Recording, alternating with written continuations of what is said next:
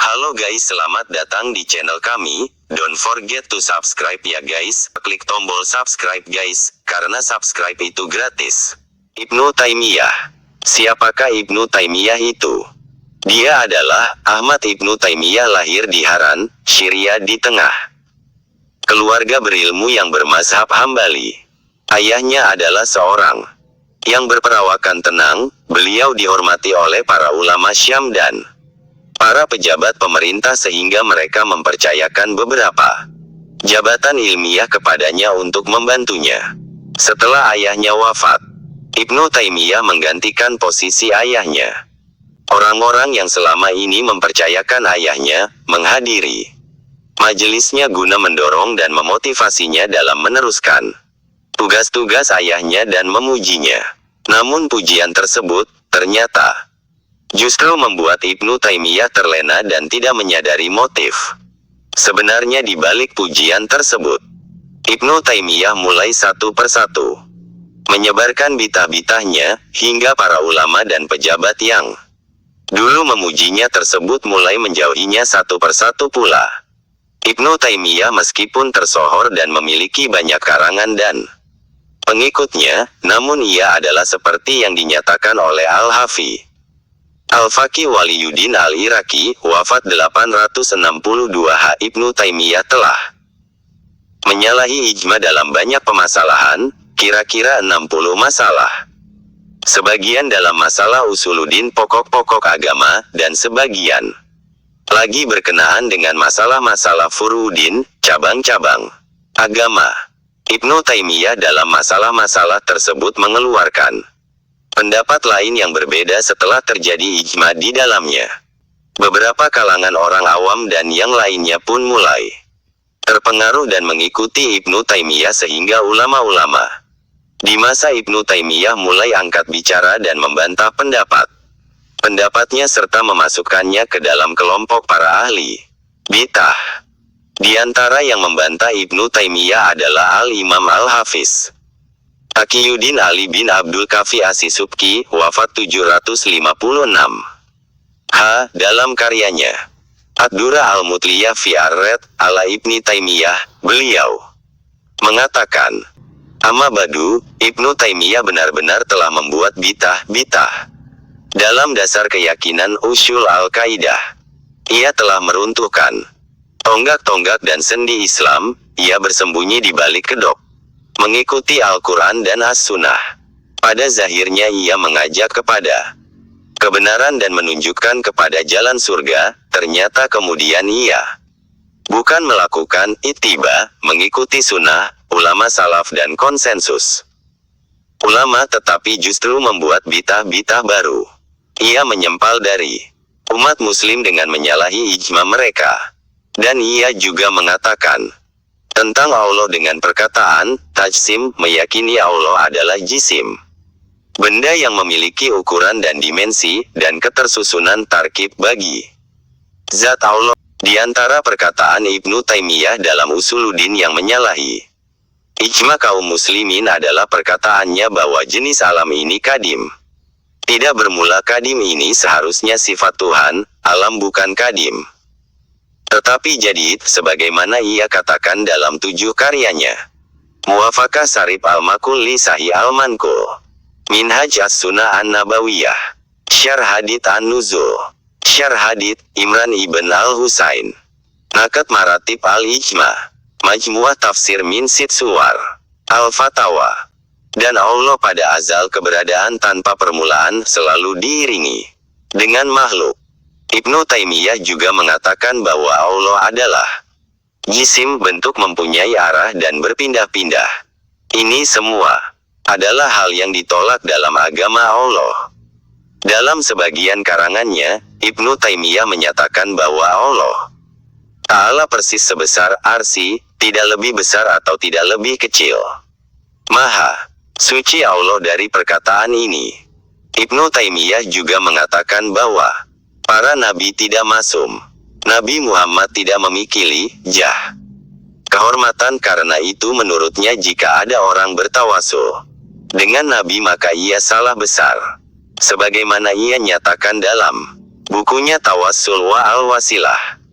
Ia juga mengatakan bahwa berpergian untuk berziarah ke makam Rasulullah petik terbalik adalah perjalanan yang tergolong maksiat dan tidak boleh mengkosyur salatnya, sebagaimana dikatakan dalam kitabnya, Al-Fatawa. Dalam hal ini ia benar-benar sangat berlebihan padahal tidak ada seorang pun sebelumnya berpendapat semacam ini. Ibnu Taimiyah juga menyatakan bahwa siksa bagi penduduk neraka juga akan terhenti dan tidak akan berlaku selama-lamanya, sebagaimana yang dituturkan oleh sebagian ahli fikih dari sebagian karangan Ibnu Taimiyah dan dinukil oleh muridnya Ibnu Al-Qayyim Al-Jauziyah dalam kitabnya Hadi Al-Arwah. Ibnu Taimiyah sudah berkali-kali diperintahkan untuk bertaubat dari perkataan dan keyakinannya yang sesat ini, baik dalam masalah usul maupun furu, dan ia juga berjanji untuk itu. Namun ia selalu mengingkari janji-janjinya sehingga akhirnya ia dipenjarakan. Dengan kesepakatan para kadi hakim dari 4 mazhab, Hanafi, Maliki, Asy-Syafi'i, dan Hanbali. Al-Imam Al-Hafiz Al-Faqih Taqiyuddin As-Subki dalam salah satu risalahnya mengatakan, Ibnu Taimiyah dipenjara atas kesepakatan para ulama dan penguasa. Terakhir mereka menyatakan Ibnu Taimiyah adalah sesat, dan harus diwaspadai, dijauhi seperti yang dijelaskan Ibnu Syakir Al-Qutubi, murid Ibnu Taimiyah sendiri, dalam kitabnya, Uyun at-Tawarikh. Pada saat yang sama, Raja Muhammad Ibn Qolawun mengeluarkan keputusan resmi pemerintah untuk dibaca di semua masjid di Syam, Palestina, Yordania, Syria, Lebanon dan Mesir, agar masyarakat mewaspadai dan menjauhi Ibnu Taimiyah dan para pengikutnya. Ibnu Taimiyah akhirnya dipenjara di benteng Al-Qolah di Damaskus hingga mati pada tahun 728 H. Al-Hafiz Ibnu Hajar, wafat 852 H, menukilkan dalam kitabnya Durar Al-Kaminah Juz 1, halaman 154-155 bahwa para ulama menyebut Ibnu Taimiyah dengan 3 sebutan: Mujasim, Zindik, Munafik. Ibnu Hajar menyatakan, Ibnu Taimiyah menyalahkan Sayyidina Umar bin Khattab, Abu Bakar As-Siddiq, bahwa beliau masuk Islam di saat tua renta dan tidak menyadari betul apa yang beliau katakan layaknya seorang pikun. Sayyidina Utsman Ibnu Affan, masih kata Ibnu Taimiyah, mencintai dan gandrung harta dunia, materialistis, dan Sayyidina Ali Ibni Abi Thalib menurut Ibnu Taimiyah salah dan menyalahi nasyal Quran dalam 17 permasalahan. Ali menurut Ibnu Taimiyah tidak pernah mendapat pertolongan dari Allah kemanapun beliau pergi. Dia sangat haus dengan kekuasaan dan dia masuk Islam di waktu masih kecil, padahal anak kecil itu Islamnya tidak sah. Inilah tokoh salafi yang dibanggakan itu, semua sahabat yang 4 itu tidak benar baginya, yang benar hanya dia dan jamaahnya saja. Dia selalu menyalahkan orang banyak dengan membuat dogma kebenaran itu hanya satu sedangkan kesesatan itu banyak. Bukan hanya orang awam, bahkan yang disesatkannya itu para ulama yang bukan harakahnya. Nah, di sini mari kita uji, manakah yang benar. Perhatikan hadits ini. Artinya, dari Abu Hurairah bahwasanya Rasulullah petik terbalik berkata, jika ada seorang yang berkata orang banyak sekarang ini sudah rusak, maka orang yang berkata itu sendiri yang paling rusak di antara mereka. Bahkan dalam sebuah hadits dari Ali, Rasulullah petik terbalik bersabda, apabila mereka telah melakukan 15 perkara, niscaya bala akan turun kepada mereka. Di antaranya adalah generasi akhir umat ini menyalahkan generasi pertama, sahabat, hari Imam Turmuzi. Kedua hadits ini menunjukkan bahwa di akhir zaman nanti bakal ada kelompok yang kerjanya selalu menyalah-nyalahkan kelompok lain, bahkan mengkritik sahabat Nabi. Dengan demikian, timbullah beberapa pertanyaan. 1. Apakah sekarang ini sudah termasuk zaman yang disebutkan Nabi di atas? Kalau bukan zamannya, mau kapan lagi? Jangan mengelak deh. 2. Nah, di dunia ini ada kelompok yang bermazhab, baik itu mazhab Hanafi, Maliki, Syafi'i ataupun mazhab Hanbali. Dan ada juga Islam yang anti mazhab, seperti kaum pengikut Ibnu Taimiyah Wahabi. Golongannya adalah Muhammadiyah, Salafi Wahabi, MTA, Hizbut Tahrir, dan lainnya. Nah, di antara dua kelompok ini, siapa yang pertama kali atau yang sering kali melontarkan kata-kata bid'ah, sesat dan kata-kata laknat lainnya? 3. Kelompok mana yang menyalakan azan Jumat 2 kali, padahal Utsman bin Affan yang membuatnya? 4. Kelompok mana yang selalu menyalakan salat tarawih 20 rakaat, padahal Sayyidina Umar memulainya? Tolong lihat hadits di atas lalu pikirkanlah. Mengenai masalah ini sudah dibuktikan oleh ulama 4 mazhab bahwa gembong mereka yaitu Ibnu Taimiyah adalah sesat. Ketika Ibnu Taimiyah sesat, lalu bagaimanakah kelompok Salafi sekarang? Nasihat kami, jika Anda ingin membuat roti perhatikanlah tepungnya, agar nantinya Anda tidak menyesal.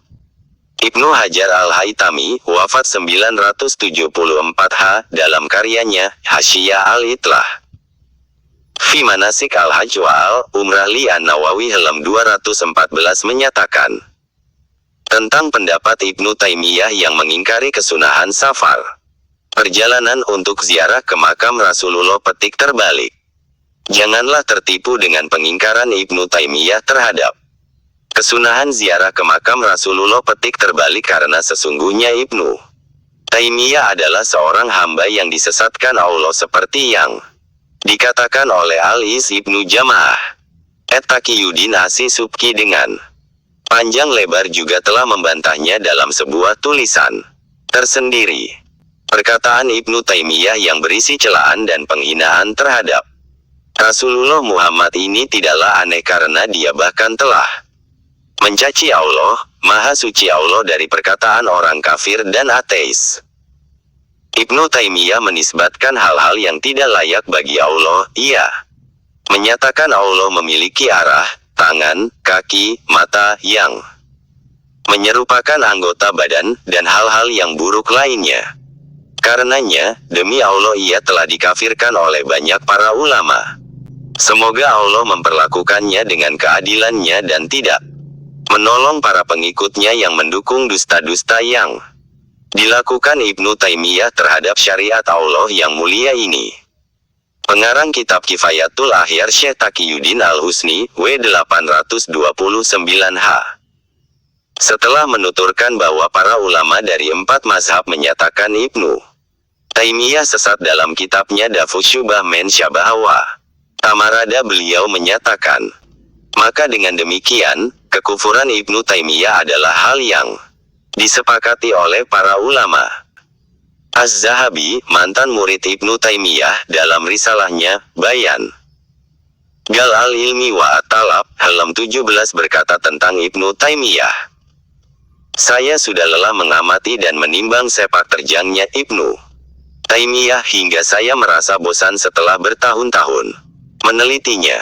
Hasil yang saya peroleh, ternyata bahwa penyebab tidak sejajarnya Ibnu Taimiyah dengan ulama Syam dan Mesir, serta ia dibenci, dihina, didustakan dan dikafirkan oleh penduduk Syam dan Mesir, adalah karena ia sombong, terlena oleh diri dan hawa nafsunya, ujub, sangat haus dan gandrung untuk mengepalai dan memimpin para ulama, dan sering melecehkan para ulama besar.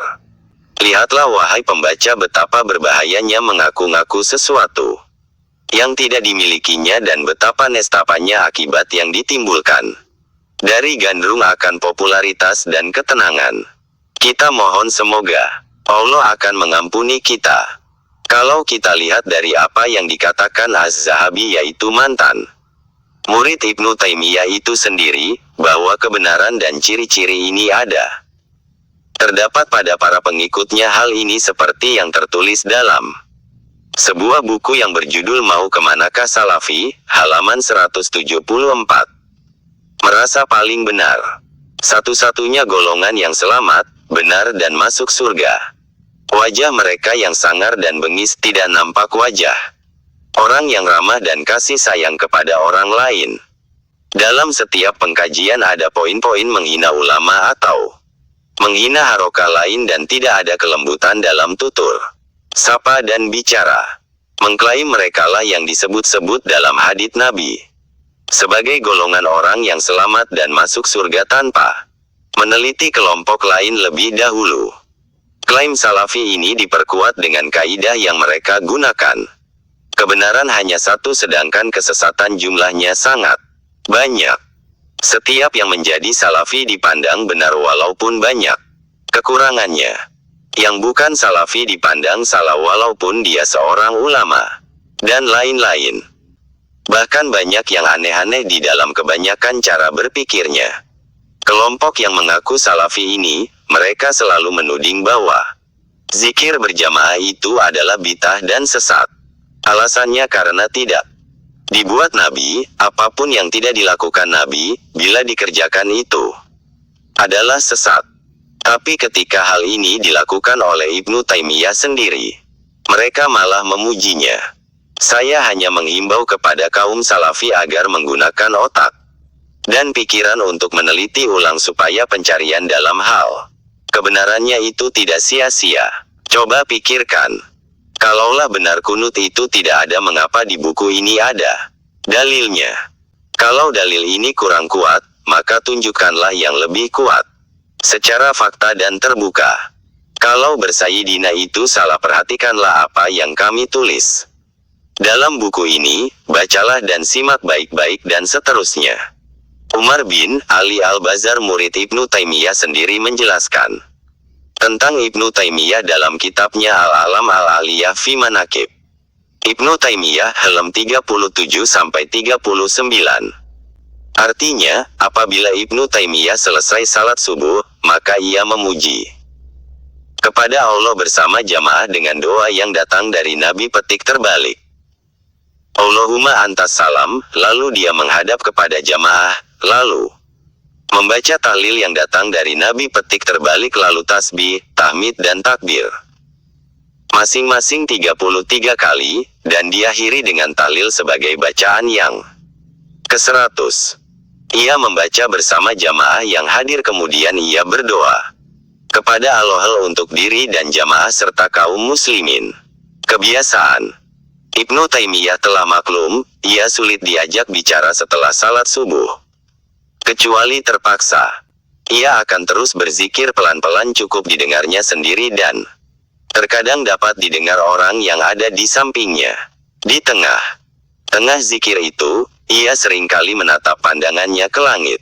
Dan ini kebiasaannya hingga matahari naik dan waktu larangan salat habis. Aku selama tinggal di Damaskus selalu bersamanya siang dan malam. Ia sering mendekatkanku padanya hingga aku duduk di sebelahnya. Pada saat itu aku sering mendengar apa yang dibacanya dan dijadikannya sebagai zikir. Aku melihatnya membaca Al-Fatihah, mengulang-ulanginya dan menghabiskan seluruh waktu dengan membacanya, yakni mengulang Al-Fatihah hingga matahari naik.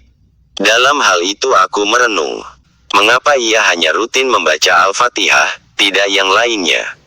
Akhirnya aku tahu wallahu alam, bahwa ia bermaksud menggabungkan antara keterangan hadis-hadis dan apa yang disebutkan para ulama. Yaitu apakah pada saat itu disunahkan mendahulukan zikir-zikir yang datang dari Nabi petik terbalik daripada membaca Al-Quran atau sebaliknya.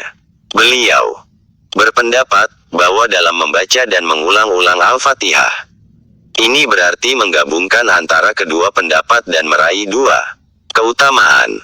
Ini termasuk bukti kekuatan kecerdasannya dan pandangan hatinya yang jitu. Kesimpulan dari riwayat ini, sehabis salat subuh, Ibnu Taimiyah berzikir secara berjamaah. Berdoa secara berjamaah pula, seperti layaknya harakah lain. Pandangan selalu diarahkan ke langit, yang ini tidak pernah dilakukan jamaah lain. Sehabis itu ia membaca Al-Fatihah sampai matahari naik, yang ini tidak pernah dilakukan oleh Rasul dan para sahabat. Tentu saja apa yang dilakukan Ibnu Taimiyah ini adalah murni bid'ah dari dirinya. Ia menetapkan satu bacaan secara khusus, yaitu surat Al-Fatihah tanpa ada dalil dari Nabi petik terbalik. Oh, walaupun apa yang dilakukan oleh Ibnu Taimiyah itu tidak memiliki dalil, kecuali hasil dari ijtihadnya sendiri, ia masih berhak mendapatkan poin penghargaan dari pendukung fanatiknya, Umar bin Ali Al-Bazar dan orang-orang Wahabi lainnya berkata hal itu sebagai bukti kekuatan kecerdasan Ibnu Taimiyah dan pandangan hatinya yang jitu. Di sini kita bertanya, mengapa Ibnu Taimiyah selalu mendapat bonus ujian dari mereka, meskipun ia melakukan sesuatu tanpa ada dasar secara khusus, sementara orang lain dikritik bid'ah, sesat dan lainnya. Manakala melaksanakan salawat, tahlil, maulid dan lain-lain. Masih banyak lagi bukti-bukti keanehan dalam pemahaman salafi, yang mengaku pengikut salaf padahal bukan, yang tidak kami tuliskan dalam buku ini. Diantaranya ialah mereka mengatakan Sayyidina Umar bin Khattab ahli bid'ah dan masuk neraka, mau kemanakah salafi halaman 196. Karena membuat salat tarawih 20 rakaat. Dengan argumen yang singkat, tiap-tiap bid'ah itu sesat, tanpa memikirkan beberapa lafaz hadits yang lain. Untuk lebih jelasnya bacalah tentang masalah bid'ah dalam buku ini. Mudah-mudahan dengan apa yang ada di sini dapatlah dijadikan bahan dasar pertimbangan untuk memikirkan ulang atas apa yang akan dilakukan berikutnya. Semoga Allah memberikan taufik dan hidayahnya untuk kita semua. Amin, Allahumma amin. Ya Allah, tetapkanlah kami dalam rombongan auliamu yang telah engkau selamatkan dari laut kesesatan. Amin ya rabbal alamin. Para ulama, ahli fikih dan para kadi yang membantah Ibnu Taimiyah. Mereka adalah para ulama dari 4 mazhab, Syafi'i, Hanafi, Maliki, dan Hanbali. 1. Al-Qadi Al-Mufassir Badruddin Muhammad Ibn Ibrahim Ibn Jamaah Asy Syafi'i W733H. 2. Al-Qadi Muhammad Ibn Al-Hariri Al-Ansari Al-Hanafi. 3. Al-Qadi Muhammad Ibn Abu Bakar Al-Maliki. 4. Al-Qadi Ahmad Ibn Umar Al-Maqdisi Al-Hanbali. 5. Syekh Sholih Ibn Abdillah Al-Batai'i, pimpinan para ulama di Munaibi, Ar-Arifai. 6. Syekh Kamaluddin Muhammad Ibn Abu Al-Hasan Ali As-Siraj Ar-Rifai Al-Qurashi dalam Tuhfa Al-Arwah wa Fatta Al-Arbah. Beliau semasa dengan Ibnu Taimiyah. 7. Qadi Al-Kutlah Hakim Agung di Mesir, Ahmad Ibn Ibrahim As-Suruji Al-Hanafi, wafat 710H, dalam Itiratlat ala Ibn Taimiyah fi Ilm Al-Kalam. 8. Qatli Al-Kutlah Hakim Agung, Mazhab Maliki di Mesir, Ali Ibn Mahluf W718H. Beliau berkata, Ibnu Taimiyah berkeyakinan tajsim. Dalam mazhab kami, orang yang meyakini ini telah kafir dan wajib dibunuh. 9. Syekh Al-Faqih Ali Ibn Yakub Al-Bakri W724H. Ketika Ibn Taimiyah datang ke Mesir, beliau menandatanganinya dan mengingkari pendapatnya. 10. Al-Faqih Syamsuddin Muhammad Ibn Atlan Asy Syafi'i W749. Beliau berkata Ibnu Taimiyah berkata, Allah di atas arsy. Dengan keberadaan di atas yang sebenarnya, Allah berbicara, berfirman dengan huruf dan suara. 11. Al-Hafiz Al-Mujtahid Taqiyuddin As-Subki W756H dalam beberapa karyanya, Al-Itibar Bibaka, Al-Jannah wa An-Nar, Ad-Dura Al-Mutliyah fi Ar-Red, ala Ibn Taimiyah, Sifa As-Sakom fi Ziarah Hairi Al-Anam, An-Nazar Al-Muhakkak fi Al-Halif bi At-Talak Al-Mu'allaq. Nakat al-Ijma wa al-Iftirak fi Masail al-Aiman wa Talak. At-Tahqiq fi Masalah et-Talik. Raf'asi Shikak, An-Mufassir al-Usuli al-Faqih. 12. Al-Muhadis al-Mufassir al-Usuli al-Faqih, Muhammad ibn Umar ibn Maki, yang lebih dikenal dengan Ibn Murahil As. Syafi'i W 716. 13. Al-Hafiz Abu Said Salahuddin al-Alai W 761 H. 14. Qadi Al-Qudah Hakim Agung di Madinah Al-Munawwarah. Abu Abdillah Muhammad ibn Mursalan ibn Malik Ash-Salihi al-Hanbali W 762 H. 15. Syekh Ahmad bin Yahya Al-Kulabi Al-Halabi yang lebih dikenal dengan Ibn Jabal W 733 H. Beliau semasa dengan Ibnu Taimiyah. Dalam kitabnya, Risalah fi Nafi al-Jihah, yaitu menafikan jihad arah bagi Allah. 16. Al-Qadi Kamaluddin Ibn Az-Zumalakani W 727 H. Beliau mendebat Ibnu Taimiyah dan tak dapat terbantahkan oleh Ibnu Taimiyah. 17. Al-Qadi Kamal Safiyuddin Al-Hindi W 715 H. Beliau juga mendebat Ibnu Taimiyah. 18. Al-Faqih Al-Muhadis Ali ibn Muhammad Al-Baji Asy-Syafi'i W 714 H. Beliau mendebat Ibnu Taimiyah dalam 14 majelis dan berhasil membungkamnya. 19. Al-Mu'ari Al-Faqih Al-Mutakalimin Al-Fahr ibn Al-Mualim Al-Qurashi W 725 H. Dalam karyanya, Najm Al-Muhtadi wa Rajem Al-Muhtadi. 20. Al-Faqih Muhammad ibn Ali ibn Ali Al-Mazini Ad-Dalan Dahan Ad-Dimashqi W 721 H dalam dua risalahnya. Risalah fi Ar-Rad ala Ibn Taimiyah fi Masalah Talak. Risalah fi Ar-Rad ala Ibn Taimiyah fi Masalah Az-Ziyarah. 21. Al-Faqih Abu Al-Qasim Ahmad ibn Muhammad Asy-Syirazi W 733 H dalam risalahnya, Risalah fi Ar-Rad ala Ibn Taimiyah. 22. Al-Faqih Al-Muhadis Jalaluddin Muhammad Al-Qazwini Asy-Syafi'i W 739 H. 23. Surat keputusan resmi yang dikeluarkan oleh Sultan Ibn Qalaun W 741 H untuk memenjarakannya. 24. Al-Hafiz Az-Zahabi W 748 H. Beliau semasa dengan Ibn Taimiyah dan membantahnya dalam dua risalahnya. Bayan Zagal Al-Ilm wa At-Talab An-Nasi Az-Zahabiyah. 25.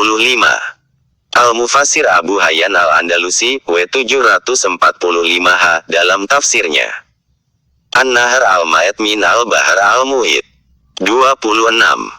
Syekh Afifuddin Abdullah ibn Asad Al-Yafi Al-Yamani Al-Maki W 768 H. 27. Al-Faqih Ar-Rahala ibn Battutah W 779 H. Dalam karyanya Rila ibn Battuhah. 28. Al-Faqih Tajuddin Asy-Syubki W 771 H. Dalam karyanya Tabakat Asy-Syafi'iyah Al-Kubra. 29. Al-Muwari ibn Syakir Al-Kutubi W 764 H. Murid Ibnu Taimiyah dalam karyanya Uyun At-Tawarikh. 30. Syekh Umar ibn Al-Yaman Al-Lakami Al-Faqihi Al-Maliki W 734 H. Dalam kitabnya Tufa Al-Muhtara Firet Al-Munkir Ziarah. 31. Al-Qadi Muhammad As-Sadi Al-Misri Al-Ahnai W 750 H. Dalam karyanya Al-Makalah Al-Mardiyah fi Ar-Rad Al-Amen Yunkir Az-Ziyarah Al-Muhammadiyah. Buku ini dicetak dalam satu rangkaian dengan Al-Barahin As-Satiyah karya Al-Azami. 32.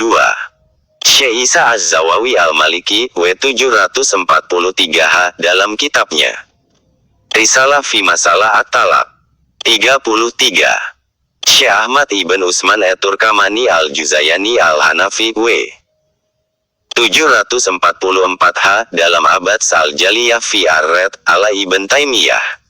34. Al-Hafiz Abdurrahman Ibn Ahmad, yang terkenal dengan Ibn Rayab Al-Hanbali W. 795 H. Dalam Bayan Mushkil Al-Ahadits Al-Waridah fi Ana At-Talak At-Salat Wahidah. 35. Al-Hafiz Ibnu Hajar Al-Asqalani W. 852 H. Dalam beberapa karyanya, Ad-Durar Al-Kaminah fi Ayan Al-Miya'at Saminah, Lisan Al-Mizan, Fat Al-Bari Syar Sahih Al-Buhari, Al-Isyarah Bituruk Hadits Az-Ziyarah. 36.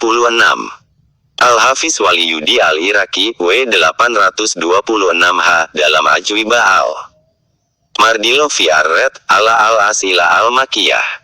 37. Al-Faqih Al-Muwari Ibn Qadi Syubah Asi Syafi'i W. 852 H. Dalam Tarikh Ibn Qadi Syubah. 38. Al-Faqih Abu Bakar Al-Husni W. 829 H. Dalam karyanya Dafu Syubah Men Syabaha wa Tamarada wa Nasaba Zalika ila Imam Ahmad. 39. Pimpinan ulama seluruh Afrika, Abu Abdillah Ibn Arafat Tunisi Al-Maliki W. 803 H. 40. Al-Alamah Alauddin Al-Bukhari Al-Hanafi W. 841 H. Beliau mengkafirkan Ibn Taimiyah dan orang yang menyebutnya Syekhul Islam. Beliau berkata, maka tidak sepatutnya orang tertipu dengan kitab yang bernama Mafahim. Artinya orang yang menyebutnya dengan julukan Syekhul Islam sementara ia tahu perkataan dan pendapat-pendapat kufurnya. Hal ini dituturkan oleh Al-Hafiz As-Sahawi dalam Adl Dalawu Al-Lami. 41. Syekh Muhammad Ibn Ahmad Hamiduddin Al-Farganiat Dimashqi Al-Hanafi W. 867 H. Dalam risalahnya Ar-Red ala Ibn Taimiyah fi Al-Itiqad. 42. Syekh Ahmad Zuruk Al-Fasi Al-Maliki W. 899 H. Dalam Syarh Hisbi Al-Bahar. 43. Al-Hafiz As-Sahawi W. 902 H. Dalam Al-Ilan bi Taubih Liman Zama Tarikh. 44. Ahmad Ibnu Muhammad yang dikenal dengan Ibn Abde As-Salam Al-Misri W. 931 H. Dalam Al-Qaul An-Nasir fi Radi Habat Ali bin Nasir. 45. Al-Alim Ahmad Ibn Muhammad Al-Hawarizmi Ad-Dimashqi yang dikenal dengan Ibn Kira W. 968 H. 46. Al-Bayadi Al-Hanafi W. 1098 H. Dalam Isyarah Al-Maramin Ibarat Al-Imam. 47. Syekh Ahmad bin Muhammad Al-Witri W. 980 H. Dalam Raudah An-Naziri wa Hulasa Manaqib Salibin.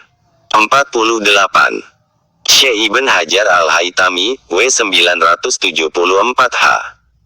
Dalam karya-karyanya Al-Fatawi Al-Haditsiyah, Al-Jaubar Al-Munazzadam fi Ziarah Al-Kabar Al-Muzzam, Hasyiyah Al-Ida fi Manasyik Al-Haji. 49.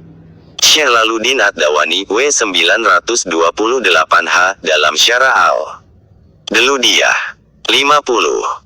Syekh Abde An-Nafi Ibn Muhammad Ibn Ali Ibn Arokat Dimashqi W. 962 H. Seperti yang dijelaskan dalam Zahair Al-Qashar fi Tarajim Nubala Al-Asyar halaman 32-33 buah karya Ibn Tulun.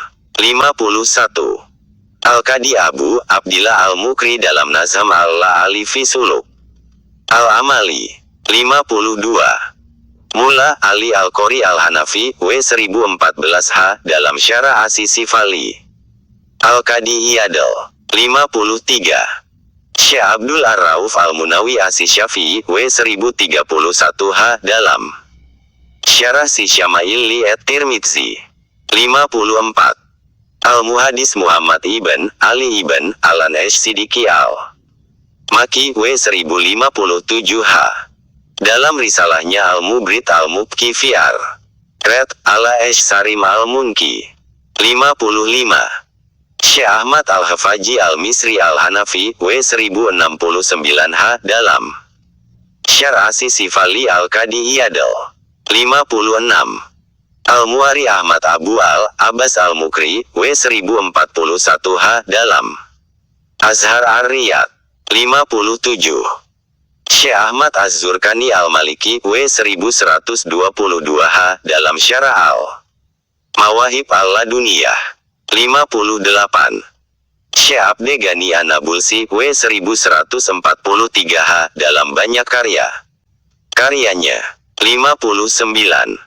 Al-Faqih As-Sufi Muhammad Mahdi Ibn Ali Esh-Sayyadi yang terkenal dengan Ar-Rawas W-1287H 60. As-Sayyid Muhammad Abu Al-Huda Esh-Sayyadi W1328H dalam Kilada Al-Juwahir 61. Al-Mufti Mustafa Ibn Ahmad As-Syati Al-Hanbaliyat Dimashqi W1349H dalam karyanya An-Nukul As-Syariyah 62. Muhammad Khattab As-Subki W1352H dalam Ad-Din Al-Halish atau Irsyad Al-Halak ila Din Al-Haq 63. Mufti Madinah Syekh Al-Muhadis Muhammad Al-Hatlir Asi Shinkiti W1353H dalam karyanya Luzum At-Talakat Salas Dafuhu Bimalayat Satyal Alim Dafahu 64. Syekh Salama Al-Azami Asi Syafi'i W1376H dalam Al-Barahin As-Satiyah Firet Badal Al-Bida Asi Syaiyah dan beberapa makalah surat kabar Mesir Al-Muslim 65. Mufti Mesir Syekh Muhammad Bahit Al-Muti'i W1354H dalam karyanya Tadbir Al-Fuad Min Danas Al-Itikot 66. Wakil Syekh Al-Islam pada Daulah Utsmaniyah Dinasti Bani Utsman Syekh Muhammad Zahid Al-Kautsari W1371H dalam beberapa karyanya Makalat Al-Kausani Ta'aqub Al-Hadith 5 Yanfihi Ibn Taimiyah Mi Al-Hadith Al-Buhuts Al-Wafiyah Fi Mufradat Ibn Taimiyah Al-Ishifaq Ala Ahkam At-Talaq 67. Ibrahim Ibn Usman As-Samnudi Al-Misri dalam karyanya Nusyra Al-Imam As-Subki Biret Esh-Srim Al-Munki 68. Alim Makkah Muhammad Al-Arabi Taban W1390H dalam Bara'a Al-Asyariyin Min Aqaid Al-Muhalifin 69. Syekh Muhammad Yusuf Al-Banuri Al-Bakistani dalam Ma'arif As-Sunan Syarh Sunan At-Tirmizi 70. Syekh Mashur Muhammad Uwais dalam Ibn Taimiyah Laisa Salafiyah 71. Al-Hafiz Syekh Ahmad Ibn As-Syidik Al-Gumari Al-Maghribi W1380H dalam beberapa karyanya Hidayah Esh-Sagra Al-Qaul Al-Jali 72. Syekh Al-Muhadis Abdullah Al-Gumairi Al-Maghribi W1413H dalam banyak karyanya Itkan Esh-San Fi Tahqiq Mana Al-Bitah Esh-Sub As-Safir Fi Tahqiq Salah Al-Musafir Ar-Rasail Al-Gumairiyah 73. Al-Musnid Abu Al-Ashibal Salim Ibn Jindan W1969H dari Jakarta, Indonesia dalam karyanya Al-Hulasa Al-Kafiyah Fi Al-Asanid Al-Aliyah 74. Hamdullah Al-Bajuri Alim Saharnapur dalam Al-Bashirli Munkiri Tawasul Bi Al-Kubur 75. Syekh Mustafa Abu Syaf Al-Hamami beliau mengkafirkan Ibnu Taimiyah dalam karyanya Gaus Al-Ibad Bi Bayan Ar-Rasyad. Buku ini mendapat persetujuan dan rekomendasi dari beberapa ulama besar, diantaranya Syekh Muhammad Said Al-Arfi, Syekh Yusuf Ad-Dajwi, Syekh Muhammad Abu Dakikah, Syekh Muhammad Al-Buhairi, Syekh Muhammad Abde Fatah Inati. Syekh Habibullah Al-Jakni As-Shinkiti, Syekh Dasuki Abdullah Al-Arabi dan Syekh Muhammad Hifni Bilal. 76. Muhammad Ibn Isa Ibn Badran As-Saidi Al-Misri. 77. As-Sayyid Syekh Al-Faqih Alawi Ibn Tahir Al-Hadat Al-Hadrami. 78. Muhtar Ibn Ahmad Al-Musyad Al-Azhami, W 1340H dalam Jalal Al-Awham, Anmat Zahib Al-Aimah Al-Izam Wa'ed. Tawassul bijahi khair al-anam, alaihi salatu wassalam. Yang beliau tulis sebagai bantahan buku Ibnu Taimiyah, Rafal. Malam. 79. Syekh Ismail Al-Azhari dalam Mir'at An-Najdiyah. 80. K. H. Muhammad Ihsan dari Jampes Kediri Jawa Timur dalam kitabnya, Siraj At-Talibin. 81. K. H. Muhammad Hashim Asi, Ari, W 1366H, 1947 R. Rais. Akbar Nahdlatul Ulama dari Jombang, Jawa Timur, dalam kitabnya, Risalah Ahlussunnah wal Jamaah. 82. K. H. Ali Maksum, W 1989 M. Rais Nahdlatul Ulama 4 dari Yogyakarta, Jawa dalam bukunya Hujah Ahlussunnah wal Jamaah. 83. K. H. Abu Al-Fadl bin Abde Aziz Syakur, dari Senori Tuban, Jawa Timur dalam kitabnya Al-Kawakib Al-Lama'ah fi Tahqiq Musama bi Ahlussunnah wal Jamaah. Syar Al-Kawakib Al-Lama'ah. 84. K. H. Ahmad Abde Hamid dari Kendala, Jawa Tengah dalam bukunya Aqaid Ahlussunnah wal Jamaah. 85. K. H. Sirajuddin Abbas, W 1401H, 1980 M dalam banyak karyanya Itikat Ahlussunnah wal Jamaah. 40. Masalah Agama. 86. Tuan Guru KH Muhammad Zainuddin Abdul Majid Sasolati, W 1997 M. Ampenan Pancor, Lombok, NTB dalam bukunya Hizbe Nahdlatul Watan wa Hizbe Nahdlatul Banat. 87. K. H. Muhammad Muhajirin Amsar Ad dari W 2003 M dari Bekasi, Jawa Barat dalam salah satu surat yang beliau tulis. 88. Al-Habib Syekh Al-Musawa Ibn Ahmad Al-Musawa As-Sakaf, Penasehat Umum Perguruan Tinggi dan Perguruan Islam Az. Ziyadah Kelender, Jakarta Timur. 89. K. H. Muhammad Syafi'i Hazami, mantan Ketua MUI Provinsi DKI Jakarta tahun 1990 sampai tahun 2000 dalam bukunya Tautlihul Adillah. 90. K. H. Ahmad Maki Abdullah Mahfuz, Sukabumi, Jawa Barat, dalam bukunya Hisnu As-Sunnah wal Jamaah fi Marifat Firok Al-Albitah. 91. Syekh Abdullah Ta'ah, beliau membantah Ibnu Taimiyah dalam bukunya Al-Fatawa Al-Aliyah yang beliau tulis pada tahun 1932 M. Buku ini membuat fatwa ulama, para imam, pengajar dan para mufti serta katli di Mekah, yang sebagian berasal dari Indonesia, Thailand dan lain-lain. Mereka menyatakan bahwa Ibnu Taimiyah sesat dan menyesatkan. Berikut nama para ulama yang turut menghadiri majelis pernyataan fatwa tersebut serta menandatanganinya. Sayyid Abdullah Mufti Mazhab Syafi'i di Makkah, Syekh Abdullah Siraj pimpinan para katli dan kepala para ulama Hijaz, Syekh Abdullah Ibn Ahmad Katli Makkah, Syekh Darwisi Amin Fatawa Mekah, Muhammad Abid Ibn Husain, Mufti Mazhab Maliki Makkah, Syekh Umar Ibn Abu Bakar Bajunaid, Wakil Mufti Mazhab Hanbali di Makkah Syekh Abdullah Ibn Abbas, Wakil Katli Mekah Syekh Muhammad Ali Ibn Husain Al-Maliki, seorang imam dan pengajar di Makkah Syekh Ahmad Al-Qori, Katli Jeddah Syekh Muhammad Husain, seorang imam dan pengajar di Mekah Syekh Muhammad Zudi Ibn Abdurrahman, seorang pengajar di Makkah Syekh Muhammad Habibullah Ibn Maya Abi, Seorang pengajar di Mekah Syekh Abdul Qadir Ibn Sabir Al-Mandaili, Mandailing Sumut.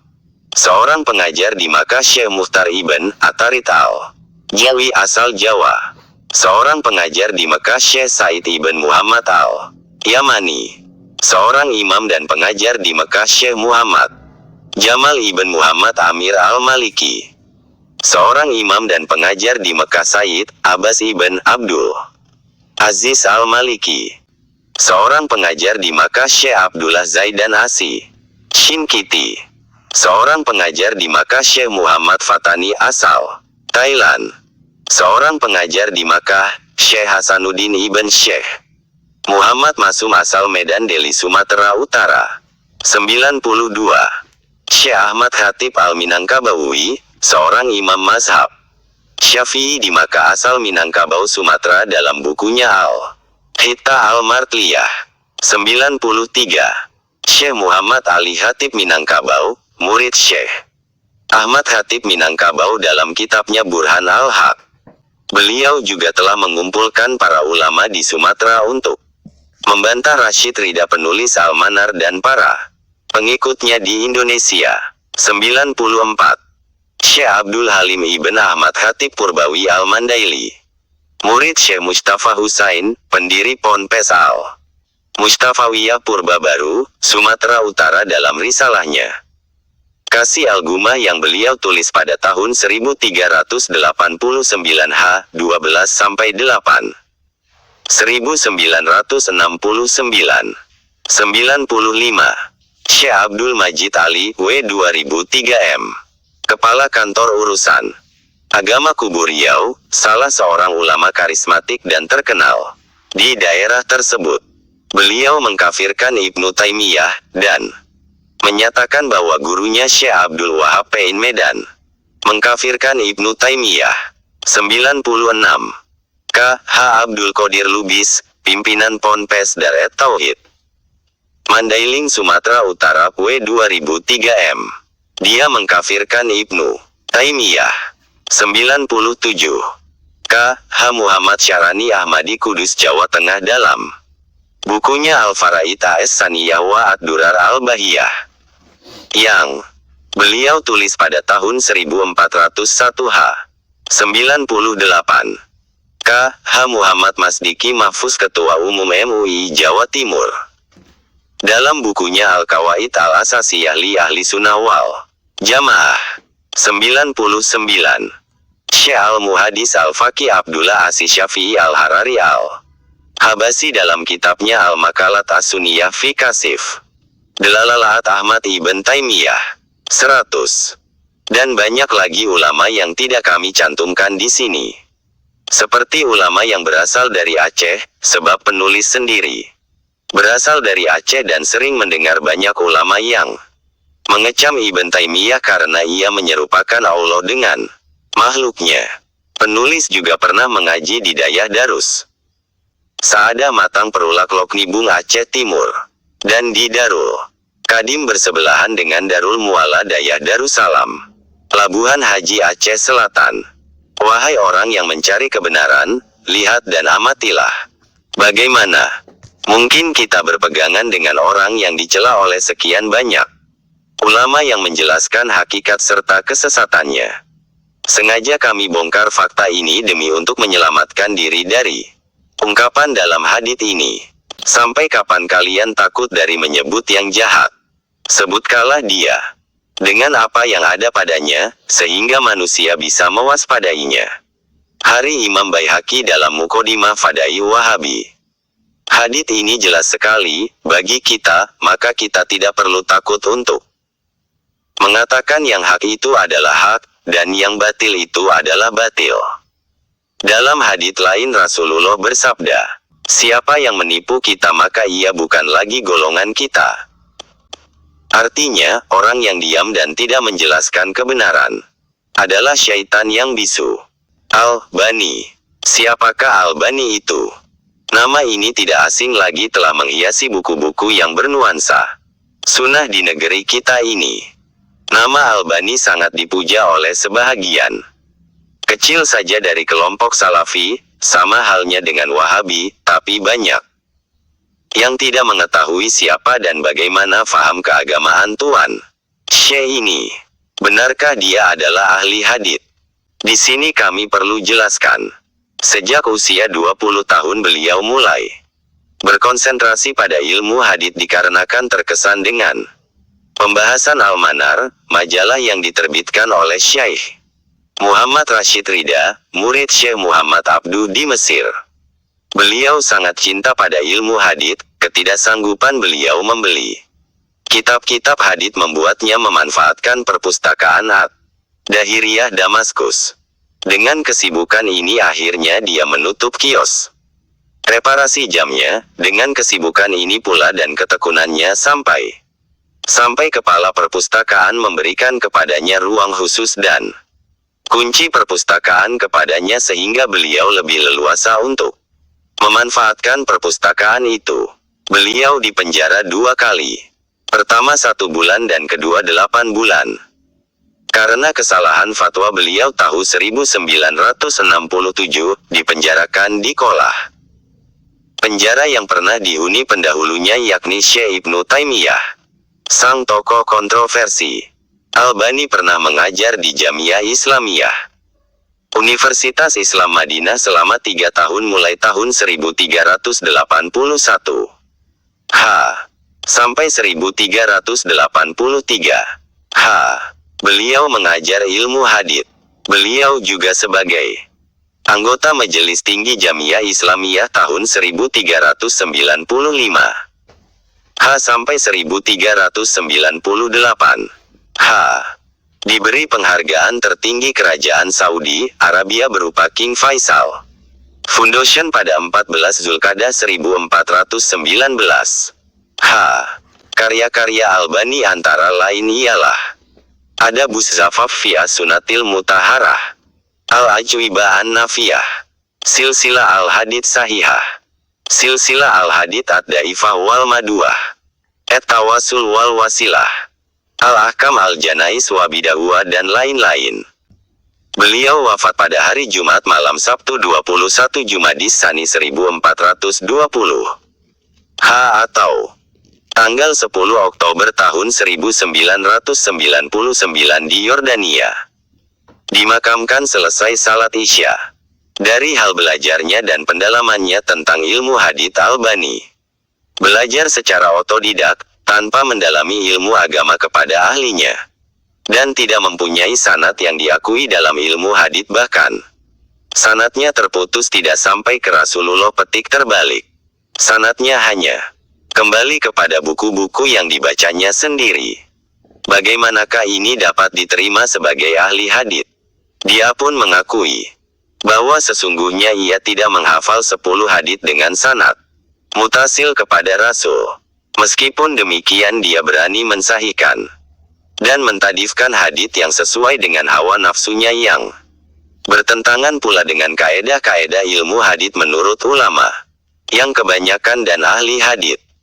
Beliau mensahihkan dan mentadifkan hadits dan oleh para ahli hadits, Albani tidak diakui sebagai orang yang mencapai makam hadits. Kesalahan Albani dalam akidahnya telah menyerupakan Allah dengan makhluknya. Ini ditulisnya dalam sebuah kitab yang berjudul Mukhtasar Al-Ulu, dan mengkafirkan orang-orang yang bertawasul dan beristighsah kepada Nabi dan orang-orang solih.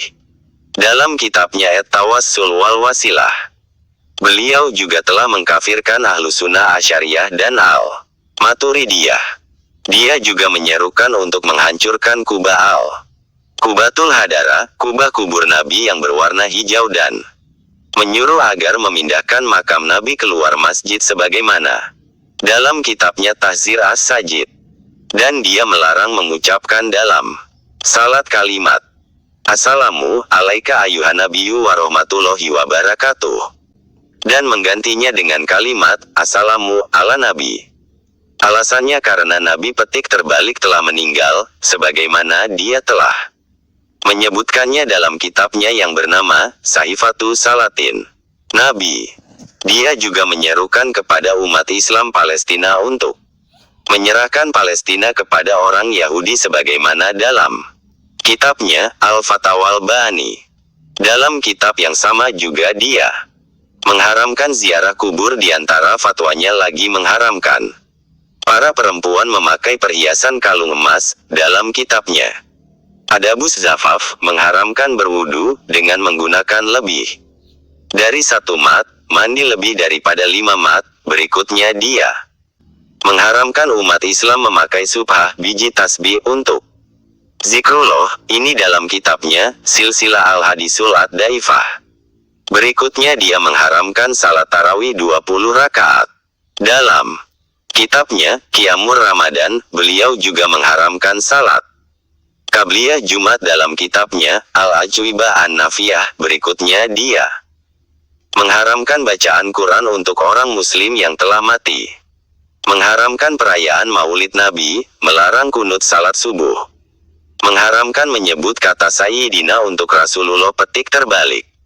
Ini adalah sebagian kecil dari fatwa-fatwanya yang nyeleneh dan masih banyak lagi fatwa-fatwanya yang berselisih dengan Al-Quran dan Sunnah dan ijma, sehingga dengan ini jelaslah bahwasanya Albani termasuk dedengkotnya sekte Wahabi, dan alhamdulillah banyak para ulama dan pakar hadits yang menolak serta membantah kesesatan yang dilakukan Albani, di antaranya Al-Muhadis Syam atau Syria, Al-Alama Asy Syekh Abdullah Al-Hararife, Al-Muhadis Maroko, Al-Alama Asy Syekh Abdullah Al-Humarife, Al-Muhadis India, Al-Alama Syekh Al-Habib Ar-Rahman Al-Azami, mantan Menteri Urusan Agama dan Wakaf Uni Emirat Arab Muhammad bin Ahmad Al-Hadrazife, mantan Ketua Umum MUI Prof. DKI Jakarta Kiai Haji Syafi'i Hazami, dan banyak lagi ulama lain yang tidak kami cantumkan. Nasihat kami kepada kaum muslimin, agar tidak membaca kitab-kitab Albani dan tidak merujuk kepada tasih dan tadifnya dalam hadits. Dan berhati-hatilah terhadap keterangan dan pemikiran Albani dan pengikutnya.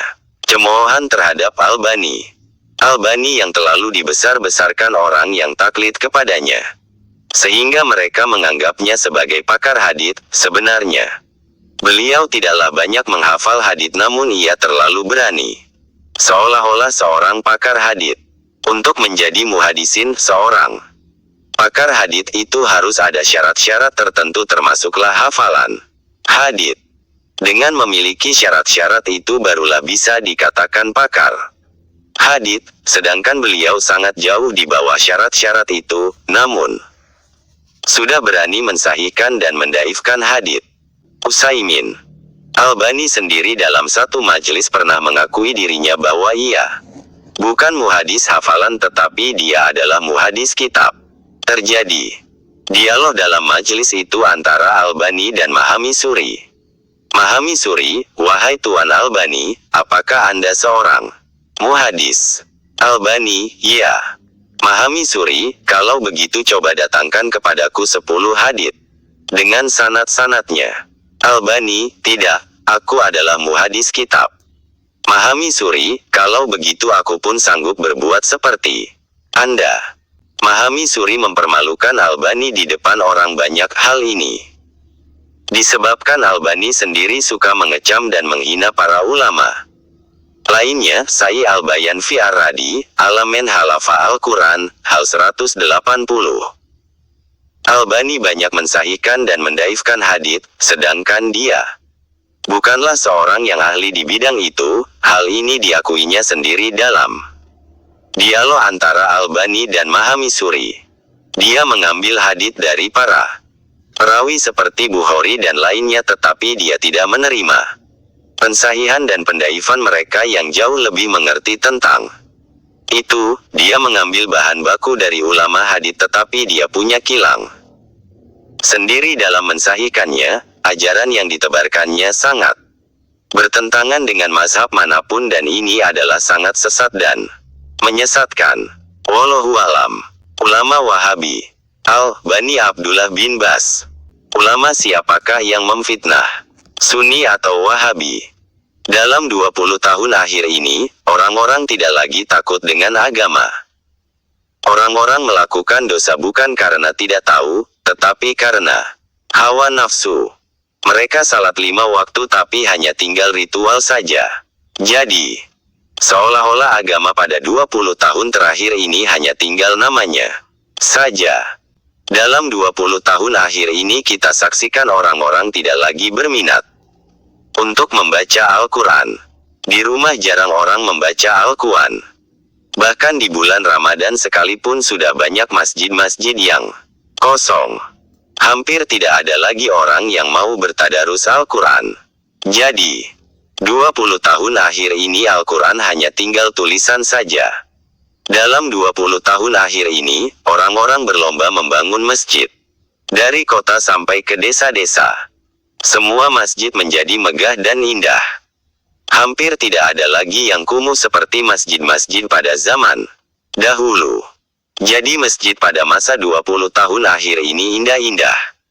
Dalam 20 tahun akhir ini orang-orang sudah jauh dari hidayah.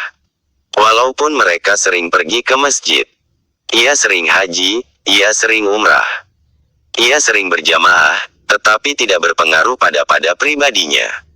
Jadi dalam 20 tahun akhir ini banyak orang yang salat tapi tetap mencintai maksiat.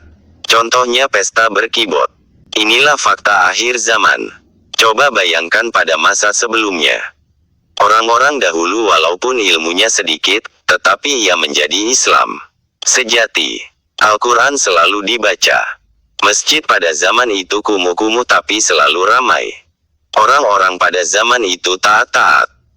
Pertanyaannya pada zaman sebelum 20 tahun itu, adakah ulama, ustadz yang seperti sekarang? Yaitu yang selalu membitahkan orang. Jawabannya tidak. Pada zaman itu ulama banyak, tapi tidaklah seperti paham sekarang ini. Kalau kita mengakui pada masa lampau itu masa yang baik, mengapa ulamanya kita ingkari? Tidak mungkin Allah memberikan kepada hambanya yang baik-baik itu guru-guru yang bid'ah. Nah sekarang manusia penuh dengan kemunafikan, makanya ulama Wahabi pun Allah kirimkan untuk mereka karena sesuai dengan kemunafikan mereka. Itulah sebabnya mereka selalu membid'ahkan orang dengan sesukanya saja. Dalam riwayat dari Ali bin Abi Thalib, Rasulullah petik terbalik bersabda, sudah hampir satu zaman di mana Islam itu tidak tinggal lagi kecuali namanya saja. Dan tidak tinggal Al-Quran kecuali tulisannya, masjid. Masjid mereka indah, tapi sunyi dari hidayah. Ulama mereka adalah sejahat-jahat makhluk yang dibawa kolong langit ini dari mereka keluar fitnah, dan kepada mereka fitnah itu akan dikembalikan. Hari Baihaqi. Dalam hadits ini ada disebutkan ulama mereka, sedangkan dalam hadits ini juga ada disebutkan akhir zaman, Islam tinggal namanya saja. Al-Quran hanya tinggal tulisannya. Nah siapakah mereka itu? Apakah mereka yang sebelum 20 tahun yang lalu? Ataukah yang 20 tahun akhir ini? Kalau kita katakan mereka adalah pada 20 yang tahun lalu, tetapi faktanya pada zaman itu masjid-masjid belumlah seindah seperti sekarang ini. Orang-orang masih banyak membaca Al-Quran, dan lain sebagainya. Sehingga sangatlah tidak tepat kalau hadis ini ditujukan kepada mereka. Tentulah hadis ini mengarah kepada manusia zaman sekarang. Nah, berarti ulama yang dimaksudkan juga adalah ulama sekarang. Apa bedanya ulama yang 20 tahun lalu dengan yang sekarang? Ulama yang 20 tahun lalu tidak suka membid'ahkan amalan orang lain. Sedangkan ulama yang sekarang mulutnya suka memfitnah amalan orang lain. Adakah ulama sekarang yang tidak memfitnah seperti ulama dahulu? Ada, yaitu ulama Sunni. Karena ulama Sunni baik dahulu maupun sekarang sama saja. Jadi ulama siapakah yang memfitnah itu? Fakta yang kita lihat adalah ulama Wahabi, alias ulama kaki tangannya, Muhammad bin Wahab. Mereka mengirim selebaran ke masjid-masjid Sunni dengan mengatakan amalan mereka itu bid'ah, syirik, tidak berdalil, dan lain sebagainya. Itulah fitnah mereka. Nah inilah yang dikatakan Nabi petik terbalik itu. Ulama mereka adalah sejahat-jahat makhluk yang di bawah kolong langit. Ini dari mereka keluar fitnah dan kepada mereka fitnah itu akan dikembalikan. Hari Imam Baihaqi. Wallahu alam. Dialog antara dua orang lelaki parubaya bernama Imran dengan Arman yang sedang duduk di teras masjid sambil berbincang tentang perkembangan umat yang terjadi di 20 tahun terakhir ini. Imran, men, kamu sering merenung tidak tentang perkembangan umat Islam sekarang ini? Arman, iya sering dong, memangnya kenapa, Ran? Imran, aku melihat banyak sekali perubahan yang telah terjadi dengan umat Islam di Indonesia saat ini. Namun tidaklah seperti yang aku bayangkan. Miris hatiku memikirkannya. Arman, maksudmu? Bukankah perkembangan umat Islam sekarang ini jauh lebih baik? Sekarang ini umat Islam jauh lebih modern, maju, lebih baik ilmu agamanya dan lebih berkualitas kehidupannya. Kalau tak percaya lihat saja sekarang, pengajian ada di mana? Mana, masjid-masjid sudah tidak sekumuh dulu lagi, ulamanya jauh lebih memahami agama, dan jauh lebih baik. Kalau berceramah, banyak sekarang laki-laki dan perempuan yang menutup auratnya, seperti yang diajarkan agama Islam. Pesantren-pesantren modern banyak yang didirikan. Dan cendekiawan muslim juga banyak yang bermunculan. Kalau dibandingkan dengan umat Islam masa kita muda dulu, ya, umat Islam masa sekarang ini tentu saja jauh lebih baik. Imran, oh, menurutmu begitu ya men? Ya, untuk beberapa hal, aku setuju denganmu. Tapi ada beberapa hal lain yang aku sangat berbeda pendapat denganmu. Karena menurutku, tidaklah seperti yang engkau katakan tadi. Arman, loh, memangnya menurutmu bagaimana? Imran, kehidupan beragama pada masa dulu berbeda dengan masa sekarang. Dahulu musala dan masjid selalu ramai dengan aktivitas ibadah.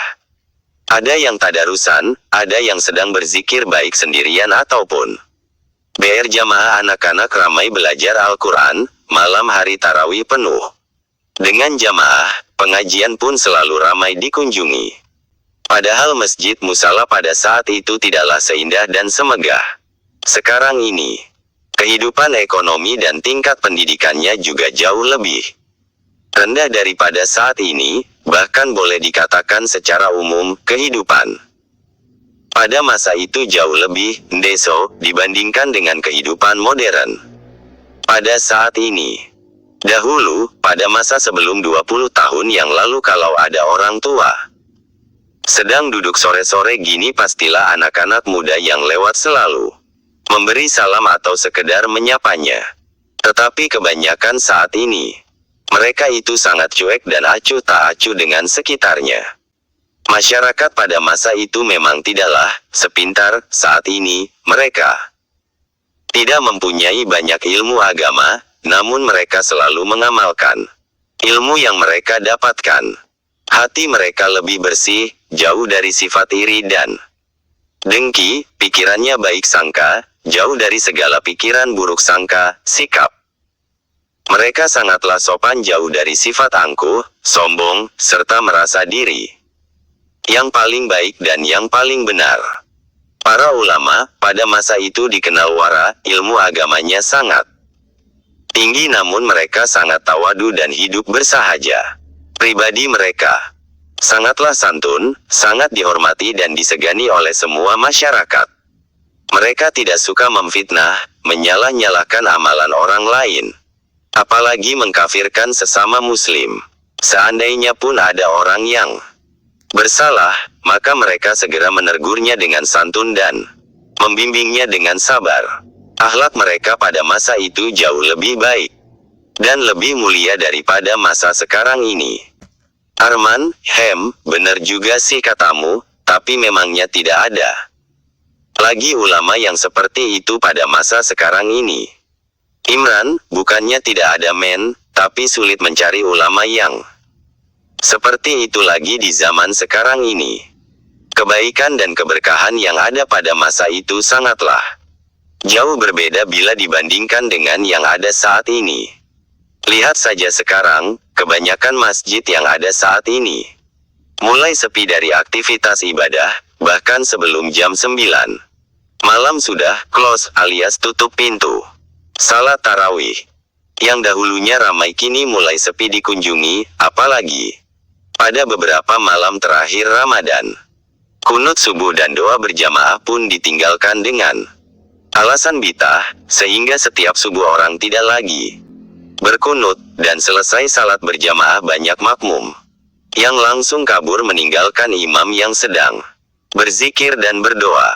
Padahal kunut subuh itu mendoakan kebaikan dan bersalawat kepada Nabi, dan dalam riwayat Imam Ahmad, bahwasanya Nabi petik terbalik senantiasa melakukan kunut sampai beliau meninggal dunia.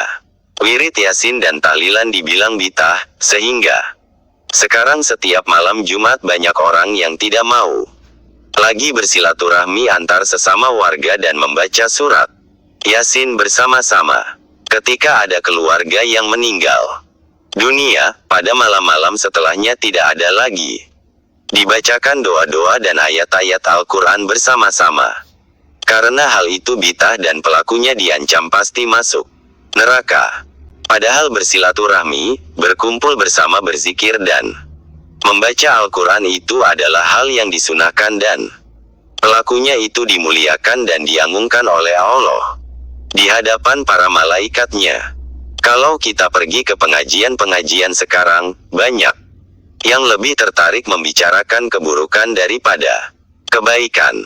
Di sana sini sering kita dengarkan kalau amalan yang kita lakukan sejak dahulu itu adalah bid'ah, syirik, dan tidak sedikit dari mereka yang mengatakan bahwa kita ini sudah sesat dan kafir karena tidak sepaham dengan mereka.